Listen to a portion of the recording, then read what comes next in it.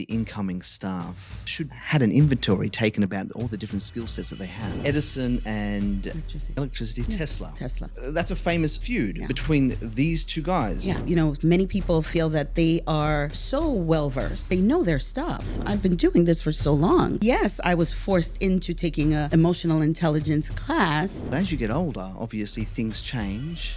You develop more of a self-conscious attitude towards yourself and others. And unless that creative side is nurtured,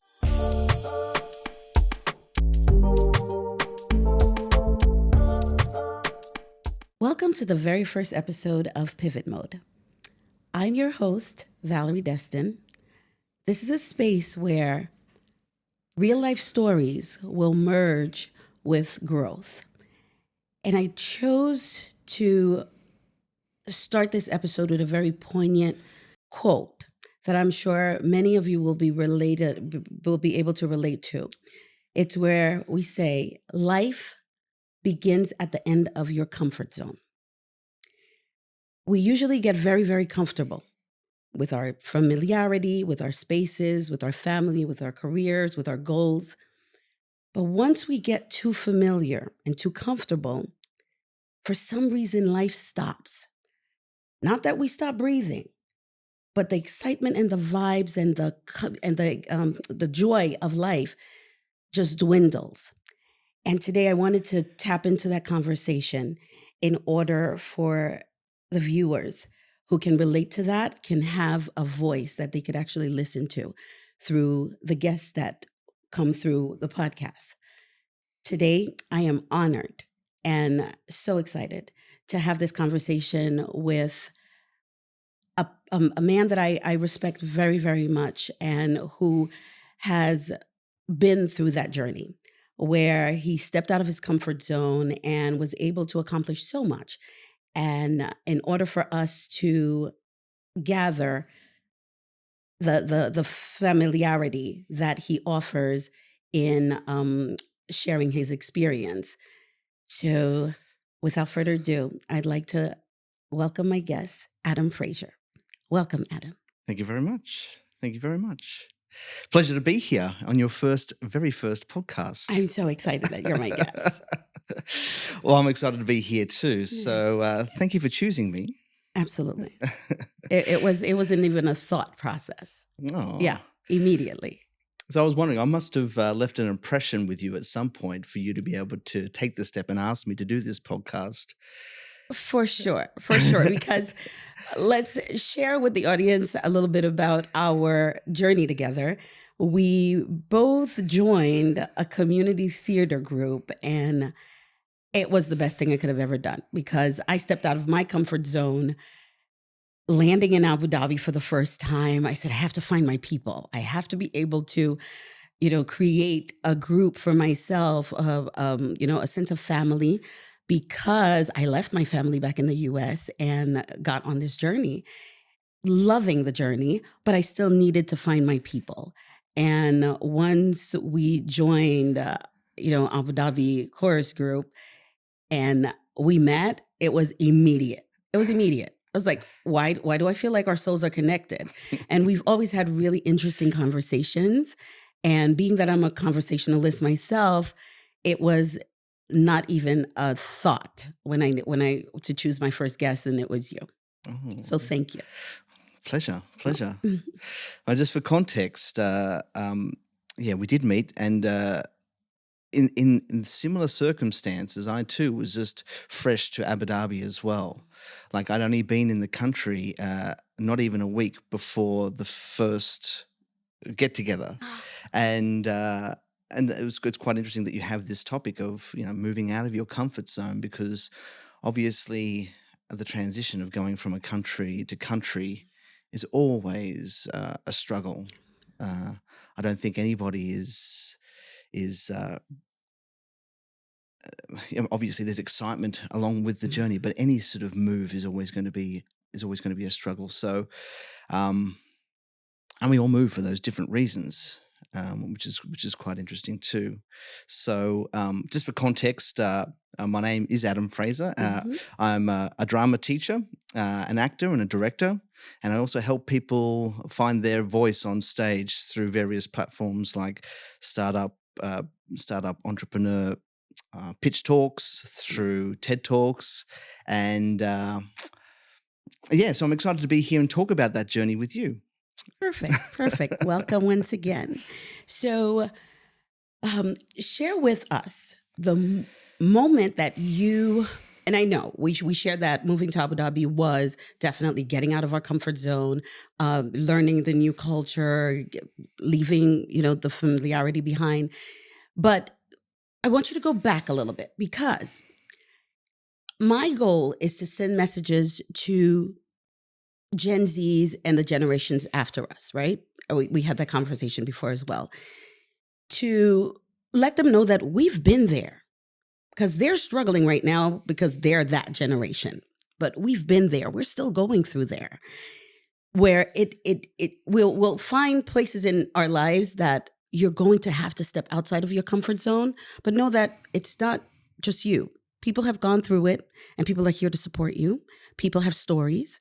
So in that spirit, share the story that you remember immediately when you had to walk out into the unknown and get out of your comfort zone to embark on a journey. So, obviously, a lot of my stories come out of the theatre, and I remember perhaps my first ever time of stepping out on a stage. I must have been, I think, in grade 3 or grade 2 at the time, and I remember dressing up as a little French man, and given some French phrases. Not that I can remember what it is to actually say. So I had to learn the language. I think it was, just the average greeting. And I remember my grandfather had been to Paris, and he'd brought back a little beret for me and my brothers. I remember wearing this little red beret with a little scarf around here as well. And getting shoved on a stage, a microphone shoved in front of your face, and then you have to mumble through these words that you can barely remember. And you just have to hope and trust that it's all going to go well. And that was the first experience that I remember as a child of going on the stage for the first time. So in that context, I think I was, you just trust in the process. You just trust in the people around you. And, at that age, you just don't know any better. But as you get older, obviously things change. You develop more of a self-conscious attitude towards yourself and others. And unless that creative side is nurtured throughout those years, then you can become to lose what's been nurtured in those earlier years. Your imagination starts to go to the wayside. You stop sort of playing with your dolls and them talking to each other, and then slowly you just start to develop these adult relationships and these conversations that happen throughout your adolescence as well. And so obviously you're starting to find yourself even more in those years.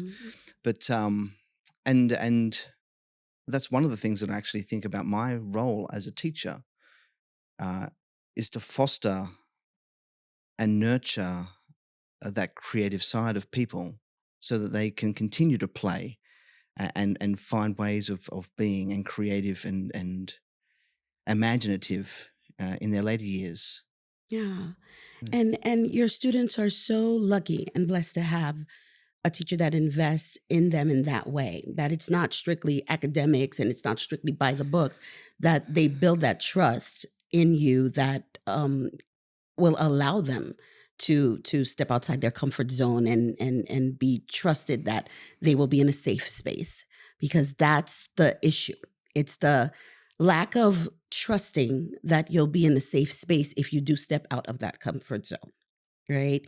So the generations that come after us are struggling with that, in the sense of trusting us, trusting the generations before them to be their authentic self, to be vulnerable, They're expected to be able to figure things out quickly, right? You're of a certain age. What do you mean you're 24 and you don't have things, figured out?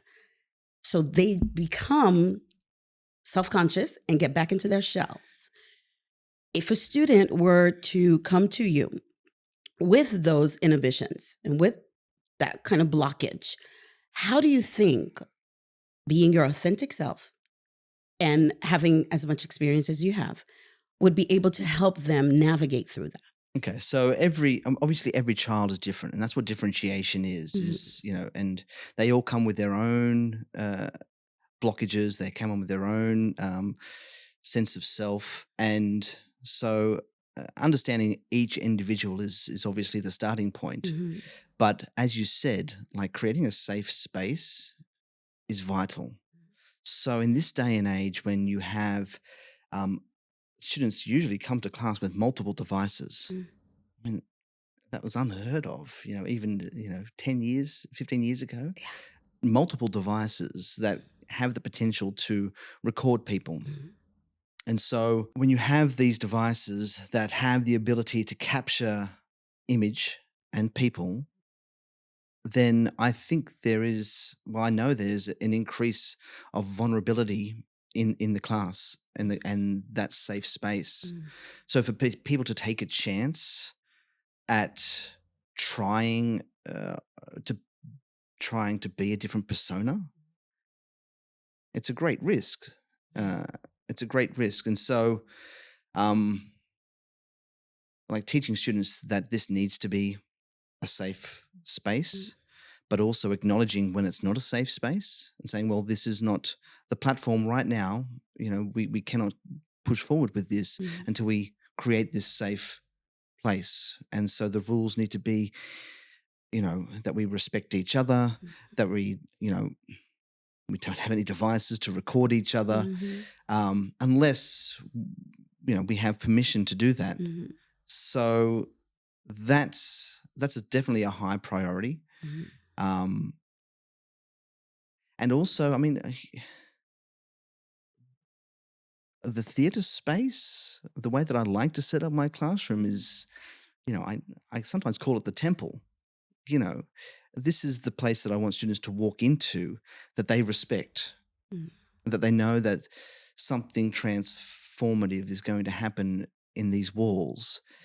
And in order for that transformation to happen,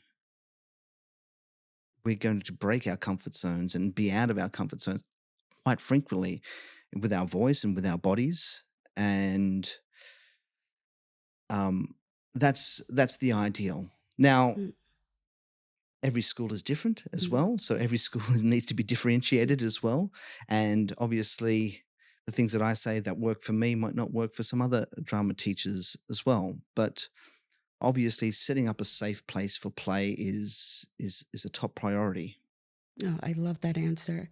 And to pick up on that, and I love that you said transformative space, right? That they know that they're walking into some place that something amazing and something magical is about to happen. Let's fast forward 10, 15 years from that moment in your classroom. And now we're adults. We've been through, the trenches of working, getting into the workforce, figuring things out as adults. How would you advise that same student 15 years from now who walks into now a working space, a space of their, professional journey, and them not feeling that that space is safe, where they can't be vulnerable, where they have to kind of get into a shell because the adults around them do not offer that space in the working environment because they're supposed to know how to do this stuff because they're adults now, Right. right? When you first came to Abu Dhabi, and when we just spoke about it before about finding your people. Hmm. I mean, I think in any workplace, that would be a high priority is to find the people that you can actually confide in. Absolutely. Like, it can be a lonely place if you don't have anyone to talk to Mhm. um, in any workforce. So that would be my first step is find your clan, find your tribe. And it would be a real shame if any student of mine actually felt that way too. You know, uh, if it's a toxic environment, my advice would be to get out. Like I'd say you don't have to. Most of the students that I have had the pleasure of teaching, yeah, I would not want ill for them in any way. And if they felt like it was an ill place to work, yeah, my advice would be to get out. And that's what's happening with this generation. You hit it on the mark, because the complaint with the working, leaders is that this generation is unreliable. This generation, they quit at the drop of a hat. Their soul is not being fed. They're not being fueled. They're not feeling fulfilled. So they are walking out of jobs 2 weeks in, a month in, giving their resignation because they do not find that support. So they're stepping outside of their comfort zone to walk into a workplace that they did everything right. They went to college, they went to school, they went to these trade schools. They've got the skills, but the welcoming and comforting and guiding hand is not being, reached out to them. Right. And that they're struggling with. Yeah. So what's your opinion on that? Yeah, look, I think people these days look more towards their work as a place for social interaction, for finding friends. And if that's not forthcoming, then obviously people would want to change. The other thing too is, for me, in my own work, if people don't ask me, if I don't find resonance in the work that I'm doing, in the mission that has been set forth, in the vision, in the strategic plans that are put in place, if they're not communicated to me with purpose, it's hard to find an alignment with my own purpose to match with that. So for people coming in that are, fresh to the workforce, I'd offer that they can also be, they need to find clarity in their own purpose as well. Like, obviously people want to rise to the top quickly and just get paid and then go and enjoy their hard-earned money. But, at the end of the day, there's work, but there's also the service that the work is doing. So connecting with the service that you're providing for the wider community, and then know that you're a part of that community, and really sort of doing that research on yourself to go a little bit further and say, well, what am I doing? What is my purpose? And does this work align with that? Now, we're not always in a fortunate position to find the things that actually align with that. But if you at least resonate with that, then you're probably, just like you're doing this podcast for the first time, you're probably more in tune to say, well, let's just drive. Let's go towards this direction. We've created the goal, and we know what the target is, and we know what the time frame is to get there, and at least that gives us a sense of direction. So for people that are sort of struggling and finding their purpose, take the time, get clear, go that little bit deeper, and say, what sort of place do you want to work at, and what environment do you want to work in, and what are you contributing to that environment, rather than coming with negativity. Yeah. No, I love that answer. And I love that you ended it with the contribution, because that's another aspect that they're feeling is not allowing them to express themselves, is putting their contribution without it being sketched and without it being fabricated. So they're not being offered that opportunity. Not in every company. I really do not want companies to think that, our leaders think that this is a leader bashing episode. It's not at all. It's just that I feel that our generation has a responsibility towards fixing what needs to be fixed for the upcoming generation to be fulfilled, to successfully, conduct their lives in a way that they feel as though, just like you said, that they're contributing to society and that they're contributing to themselves. Because that's another thing. We're getting so lost in the mix of what needs to be done and forgetting what needs to be in order for you to feel fulfilled, for you to feel like the thriving human being that you want to be, and not that robotic, you know, programmed person. And this generation is really struggling with that. They really are, because they're not given the opportunity to really fulfill that and align their purpose and really have the clarity. They don't have the time. They're not given the time. Well, even think about schools as well. I mean, the subjects that you study in school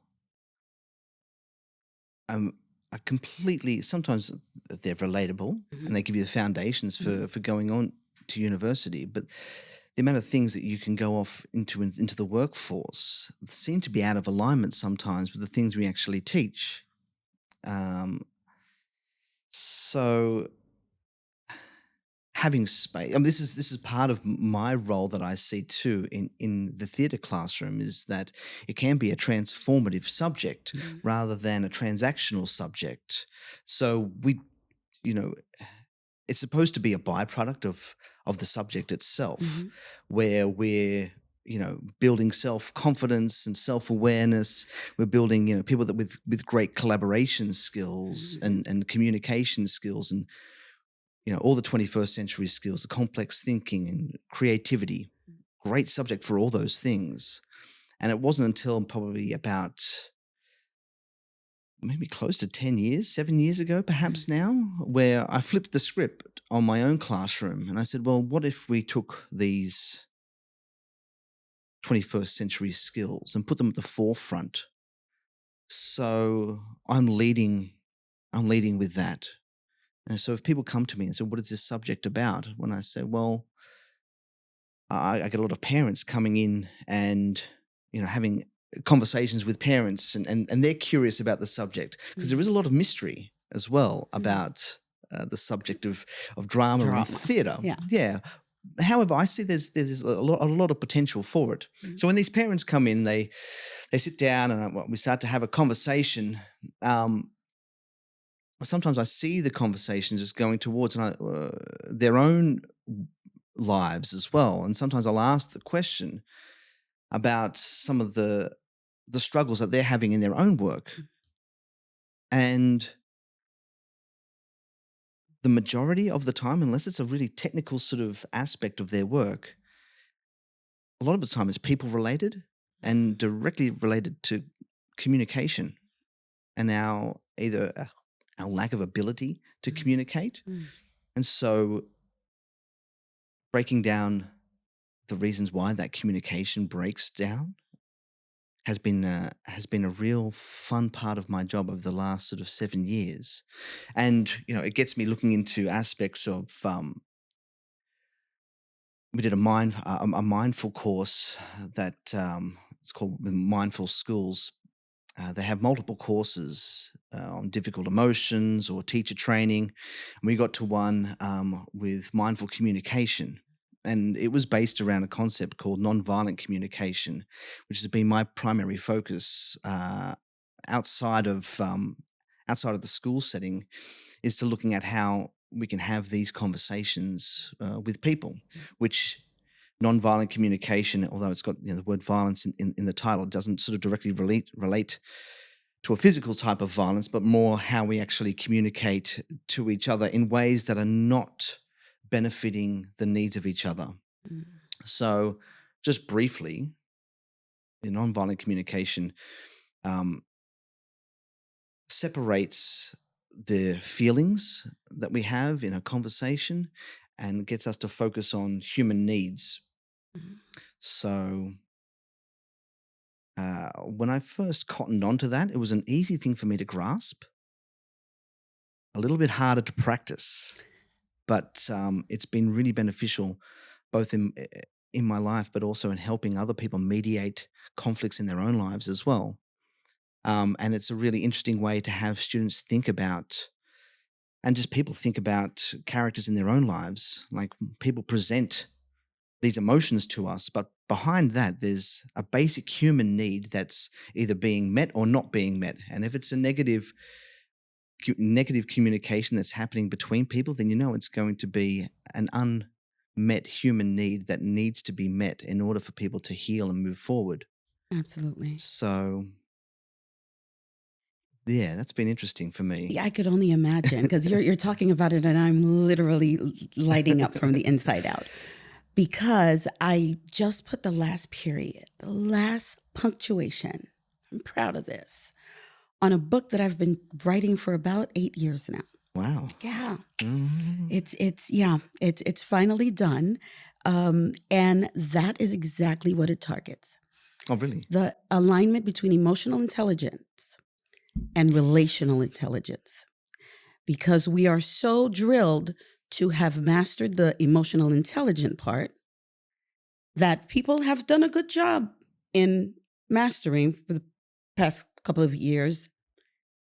But the detachment between that knowledge and how to apply it in the relational aspect is where there's a gap that needs to be bridged, right?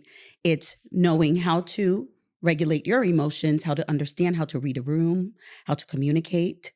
They're mastering it on an individual aspect, and I see that with a lot of leaders. But in order to have a transaction where now it allows relationships to blossom from that growth, is so lost, so lost. And I feel for the leaders that are struggling with this, because they've done the work. They'll say, I did all the courses on emotional intelligence. I know the leader that I am. But then you have their entire workforce that is completely disconnected because that connection is not made. And it Right. stems from the communication that you're talking about. And in your opinion, where do you see bridging the gap between those two philosophies? So, I think the application. So, there's a lot of people talking out there. They'll give you their knowledge and they say, okay, well, this is what you do and this is how you do it. Mm, But creating a space where you can actually practice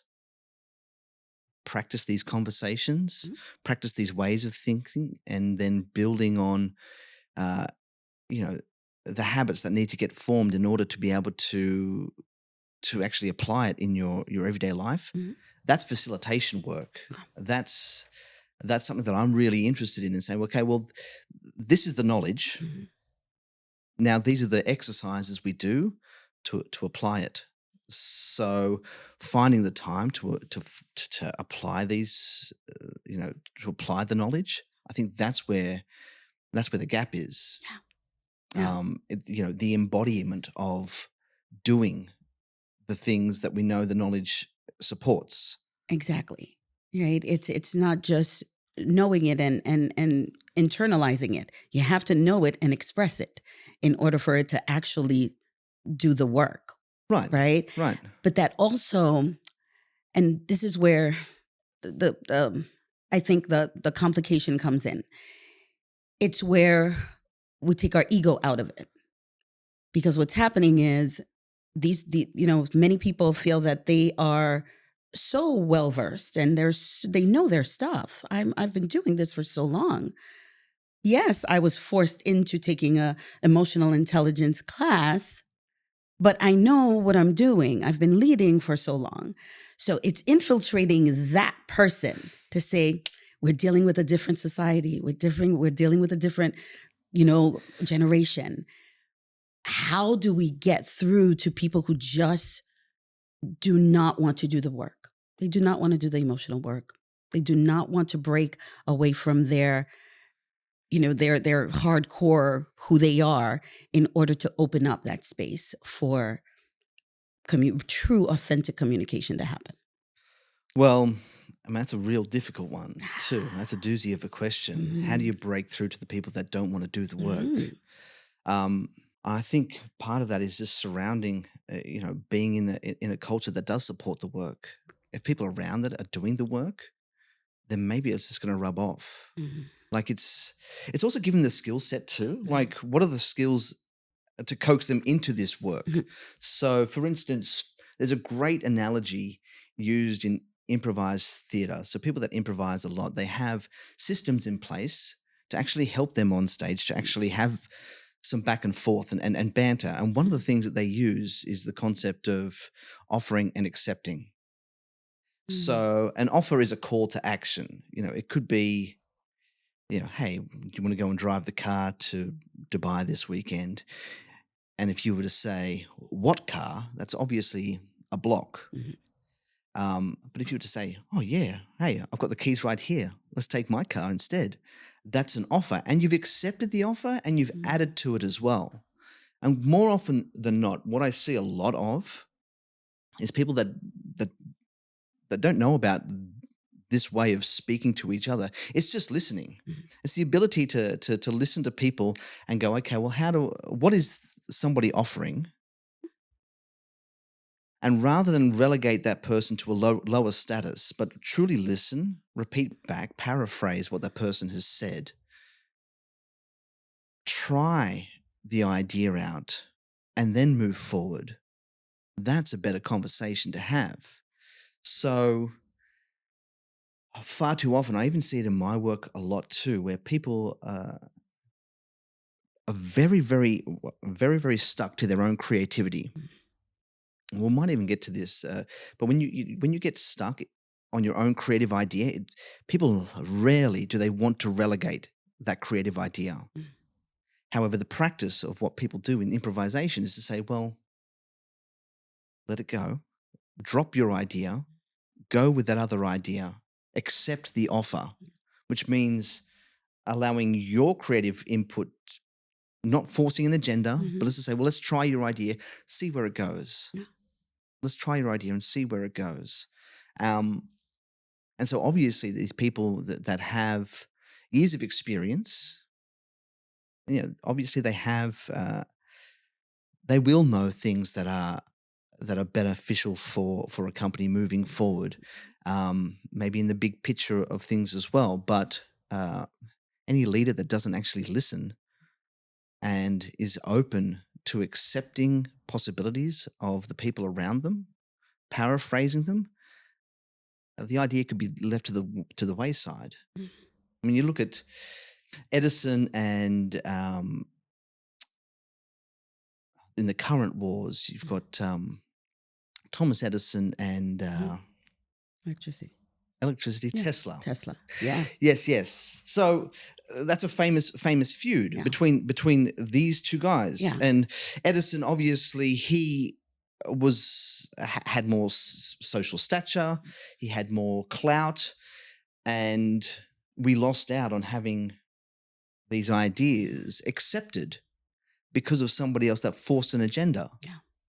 And so and it's taken generations for Tesla's ideas to come to fruition. Yeah. So in the blink of an eye, just because somebody wanted a little bit more social stature and to force their own creative idea, we missed out on a whole market of ideas and Yeah. possibilities, Yeah. and our world just steers in one direction. Yeah. So yeah, training people with a skill set of just like active listening is a very, very beneficial tool, I think, for any leader to have. And then how do they practice that? Well, part of that has to come with sort of a self-realization too of, are you not doing that at the moment? Yeah. Are you aware of your own biases as well? Mhm. And that's where I say, step out of the ego, because that can be such a handicap, such a hindrance. And being able to, put that aside and allow generations after you to be able to share their knowledge, share their excitement. You learned from it. Give them the boardroom. Have them come up with their creative strategies to help a business grow and remove yourself from the equation. Right. Remove yourself from the equation and let them blossom. Help guide them, but let them blossom. And that's what's lacking with our generation in connection to the generation that is coming up. Mm. And as a mother myself, and everything stems from me being a mother. Everything, my career, any choices I make, any battles that I go out there and fight. This podcast stemmed from me being that mom. Me writing the book came from me seeing my 24-year-old struggle as a cybersecurity enthusiast. She went to school, she did everything right. And it was hard for her to get the lending hand to say, okay, I trust these people to trust me to help them grow. And it was so heart-wrenching to see. And I'm a mom that couldn't save her. We want to save our children from everything, from any harm, from trying to figure life out. But I had to step back and let her, work through this. And it was so hard for me. And that's where I realized our generation is not doing a good job. We're not doing a good job. This generation needs the guidance. Yes, they come from a world of, technologically savvy people. However, the emotional part, the relational part is so lacking. Right. So lacking. Right. So what do you think? Well, see, it comes back to that. I think that idea of what is the need that's not being met here.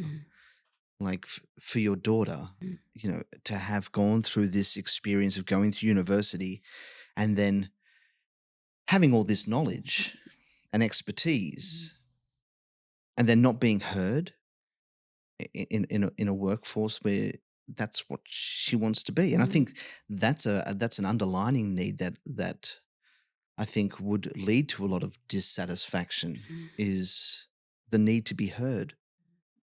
I often think that anytime there's a large turnover of educators, that the incoming staff should be, had an inventory taken about all the different skill sets that they have. Whether people are wanting to give out their skill sets or not. But I think it's an interesting process to go through.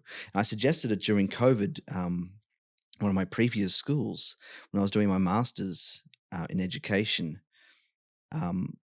I offered it as one of the steps that a leader should actually go through is to do an inventory. When people come in, who are the people that are actually working for you? Do you know them? Well, we're expected to do it for students quite frequently. We're expected to know the students that we're actually teaching. I mean, how well do people actually know their staff? Is that inventory taken? Do you know where they want to go to in their lives? Do you know what drives them? Do you know what their purpose is? Because it's hard for bosses to align with their own people and to align people with the mission of whatever their business is if they don't know who's working for them. So, yeah, creating that inventory, understanding their needs, and allowing a space for people to be heard and knowing what their skill sets are and what drives them, I think it would be a great investment of time. Wouldn't it be? Yeah. It's my dream. It's my ultimate dream. And I love the way you applied the word inventory because that's what it is. They get a resume, you qualify technically for this position, but then the human side of it is completely ignored. Now, what human aspect can this person bring to the table to make our company even better? Right. We know the technical stuff that needs to be done. We know the mechanical stuff.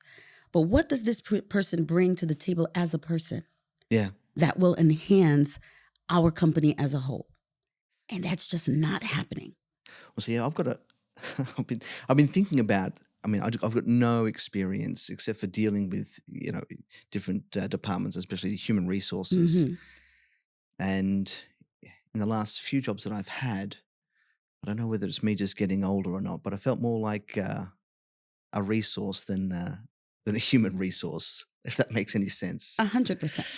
And so, when you find yourself in these environments where there are no unions, there is no sort of safety blanket to support you, then people sort of rely heavily on their own workplace to be providing that place of safety and security. Mm, And if it's transactional, if it's only transactional, if it's just black and white, then it does little for the soul, I think. it does. And it just leaves us a bit of a hole.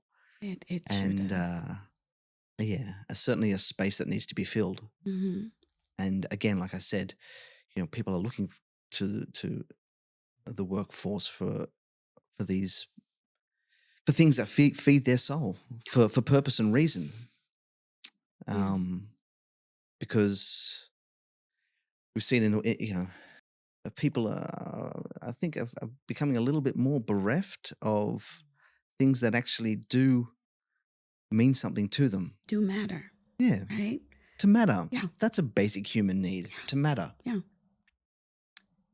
Yeah, when the things are stripped down. I mean, obviously, if you go to any of the churches around the world, feels like, especially in the rural towns where I come from in Australia, the things that fed people's souls, 20, 30 decades ago, those clubs and communities seem to be dwindling, which is a real shame. But I think people are replacing them with different types of communities as well. Mm. So you see people, you've got the running clubs, you've got the marathons, Yeah. you've got singing and Yes. choral groups and Yes. theatre groups. Yeah, so there's maybe they're the new trends of things that feed our soul, but the purpose behind them probably isn't. People don't resonate with that as being a soul feeder as well. We just know that we want to be in places that where belonging is cherished. Exactly. That going to work is not just going to work. It needs to be purposeful. And that's what I think is lacking. And we as teachers, we know, like, this is the profession where if it's not, if it's the epitome of purposeful, right? We do it because we were called to it, and being that we have such an impact on the generations to come is such a gift. But it's also heart wrenching when we face the daily realization of the direction that that the upcoming generations are heading in.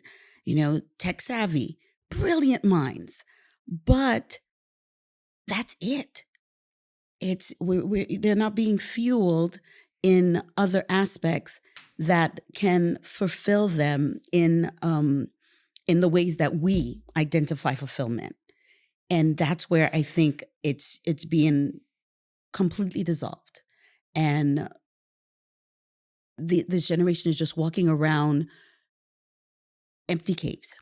They're there. Yeah. They're there. They do everything they need to do on a daily basis, but there's nothing there because they don't know how to cultivate it. Yeah. Right? Well, I've had this analogy inside my mind, and I've heard people just speak about it recently. Talking about energy in terms of tanks. Have you heard the analogy of there's two wolves inside you? Yes. Yeah, there's two wolves inside you. Yeah. One is bitterness, resentment, blaming, shaming, bullying, Mhm. and the other one is all the good things as Yeah. well. And they said, well, they're at battle with each other, and the question is asked, who wins? It's the one that you feed the most. Mm. I've had this concept. I just want to draw it out. I want to map it out somehow. But the more I think about it, the more it resonates with me that there's definitely two tanks where people draw energy from other people. Mm. And I see it very clearly. We can draw energy from people by putting people down, and that feeds us Mm. in a way. But the reason why I use tanks, because I feel like the fuel in this negative tank it'll still feed you, Mhm. but it's shallow Mm. and it's more like fast food, Yeah. and it's not going to do anything good for you in the long run. Mm. And so, you've got bullying, you've got resentment, you've got all these little subtopics of this tank. Mhm. And then you've got this other tank too, which is the things that are the good qualities, Mhm. the ability to listen, the ability to care for somebody else, the ability to have empathy for somebody else. And that's the tank that we should be taking from. So I'd love to put this together, just to have an image and be able to speak it through with students to say, okay, this is cheap fuel. This is the premium fuel. This is not doing anything for your soul or the soul of the other person as well. Yeah. Yes, it'll top you up. Yes, it'll fill you up just momentarily, but you're sacrificing something else. And then, what does this fuel ultimately plug into? It's our community. And that would So encourage them to get out of their comfort zone, either tank. Either tank requires a comfort zone. So you have to be comfortable enough to be bullying and pulling that negative, or the comfort zone of being the nurturer, being the empathetic person. So by allowing them just to, go back to circle around back to our topic of interest of getting out of the comfort zone. So it's getting out of the comfort zone of being comfortable, putting people down, or the comfort zone of embracing people, yeah, right? yeah. I think too. I mean, part of it is for me. Part of it is not playing the status game. Like, there was an interesting thing that happened to me when I was in Korea, that I've just sort of had a realization. It was a grade 6 class that I was teaching, and there was a group of girls that got together and they had to do a performance together. And inside this group of girls, I noticed that there was um, a real positive girl that was trying to get her ideas across. She was, very keen. And then there was one girl that she wasn't saying much at all, but then there was another 3, and they formed a clique. And there was one leader in that clique that seemed to be just whatever that leader would say, the other 2 would support her Mm-hmm. idea. And the person that had all the positive ideas was just not getting listened to at all. And it was in that moment when I thought, I saw her striving to say something, until eventually time was running out and they needed to get something done quickly. And she went silent and stopped trying to get her ideas across, because she needed to get along, Mm-hmm. to go with the flow, to go with the clique, Mm-hmm. to the person that just, had that sort of little bit of bullying mentality, Mm-hmm. just to get something done. And so it came around for me to give them a grade, and I graded them on their collaboration skills from my observation. And I gave the girl that was being very positive, I gave her a high grade. And it came back around that they all shared their grades with each other. And this clique came to me and they said, how did she get this high grade? She didn't do anything. She didn't have any ideas that came to fruition in our final product. I'm like, that was her input.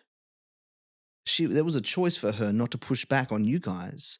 And so for her not to say anything, I saw her trying. I saw her having ideas. I heard the ideas and they were great. They just weren't accepted by you. Mm. So in actual fact, it's you girls that shouldn't get the collaboration grade, because you didn't have the ability to actively listen to the people that were in your group. Mm. And so since that day, I really started to look at status in a different perspective, and start to see how it just plays out in every social situation, and how people are just, I think it's a survival mechanism, that people are surviving for their own status. Like, people that bully somebody else, they're doing it as a survival mechanism. Yeah. To survive in the world. Yeah. Like, I've got to do this. There's always these students, when if I tell them not to do something and they always just go for one, they'll always, any kid, don't do that. They'll always just do that one more time. One more time. They do it one more time. What is that one more time? Mm-hmm. And it only just dawned on me the other day that one more time, I call it the one upper. Mm-hmm. They just want that. It's just that fight for status. Mm-hmm. And that's why people don't want to relegate their own status. It's a very hard thing to do, is to not play the status game. Yeah. To go, to not, because I think it's inbuilt. I think it is an inbuilt survival mechanism. It is. You know what I It mean? is. Yeah. Well, Mr. Adam, I cannot thank you enough for joining us today. It has been a remarkable experience. My first podcast. Yay. You made it so natural. And I hope it was a wonderful experience for you as well. It was certainly was. And I'd like to say thank you very much. And congratulations on your first podcast. Thank you so much. Thank you. See you All right, next time. all the best for future podcasts as well. Thank you. I look Thank you. forward to joining in by viewing the rest of them. Absolutely. Thank you so much. All right. All the best. Thank you. Thank you for watching today. Make sure to like, comment, and subscribe. If anything resonated with you today, please do not hesitate to leave a comment. Get us excited to share more topics with you, and hope to see you soon.